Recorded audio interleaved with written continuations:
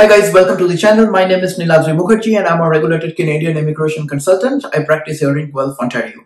The topic of the day is if you have got a Canadian visitor visa on your passport and if you're planning to come to Canada anytime soon, what kind of questions are you supposed to face at the CBSA counter after you land at any of the Canadian airports?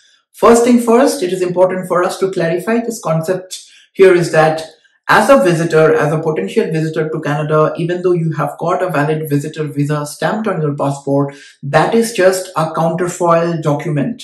You just have to understand this is just a counterfoil document that gives you a right to travel from your port of exit to a Canadian port of entry. But that visa does not give you a right to enter into the country, which is exactly why you land in one of the Canadian airports, then you have to visit one of the CBSA counters or immigration counters, wherein the border services officer are going to question you a lot on your intention to coming to Canada. And once they are satisfied that yes, you are still a bona fide visitor, you're still a bona fide traveler, only then they're going to stamp on your passport and let you enter Canada. Right? So a visa is not an absolute right to enter into the country. Only Canadians, only the Canadian passport holders will have an absolute right to enter the country.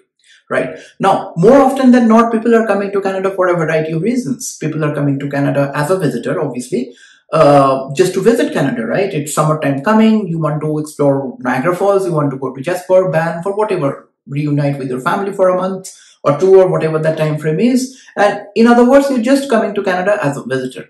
So you're coming here, have a planned stay, and you're like leaving Canada at the end of your stay, which is maybe a month or 2 or 6 months, if that is what you're looking at.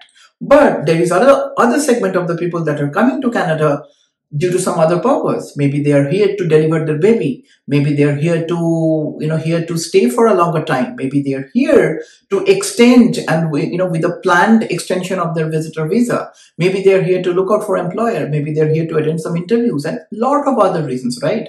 So for those segments that are just coming to Canada as a visitor and leaving Canada at the end of the stay, it's pretty much simple. You just have to understand, you just have to take a note of which address you're going to stay, with whom you're staying, their name, their address, their phone number, and you're sorted, you'll be good to go.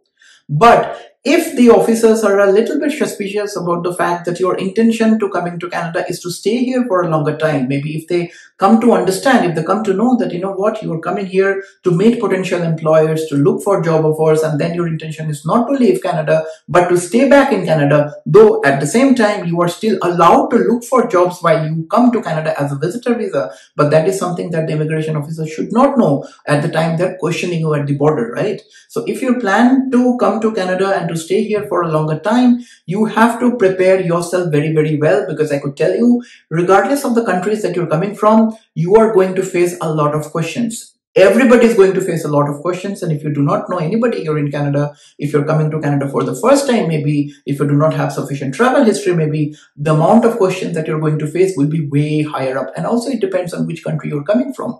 The countries that, from where people are, tend to seek asylum a lot. For example, a lot of countries in Africa and the Middle East, they obviously are going to face a lot more questions than somebody that is coming from the Eastern Europe. Okay. So typically speaking, what you have to understand is that, and what you have to prepare yourself well is that you have to have a plan. Even if your plan to stay in Canada all 6 months, you really do not have to tell that, right? You can simply tell something else. You can tell that, hey, I'm here to Canada, like here in Canada for a month or two maybe, and we'll explore the country, we'll see how it goes, and we'll leave. It makes sense to have a return air ticket if you want to make it like a super, I would say, super safe kind of a thing, but it is not really a mandatory thing. If the officers are suspicious, they are allowed to check on your mobile phone. They are allowed to check on your laptop if you have that. They're allowed to open up your suitcase and to see everything that you have. For example, if you're coming to Canada now in the month of May, and if they find out that you have a heavy parka on your, on your backpack, on your suitcase, that really raises the suspicion. The suspicion is that why somebody is coming to Canada in the month of May with a heavy parka that is used only for minus 20 degrees Celsius. That means the person's intention is to stay in Canada for a longer time. Maybe the person wants to explore Canada for a way longer time than is allowed as per his or her visitor stay, visitor visa, and the officer may even decline your entry. So you really have to plan well, you really have to prepare well, you really have to have all the potential questions that you think should be asked, because it really varies from a case to case. I do not have a standard template ready, because it really varies on what kind of documents you provide at the time of your entry, what kind of travel history you have, which country you are coming from, what you tell to the officer at the on your first questioning. It really depends on a lot, but at the same time, it makes sense to be super prepared. Do not say anything that you should not say. Say basically utter concise word. Be very very careful about the choosing of your words. Be very very careful about the use of your sentences and everything else, so that the officers can let you enter the country.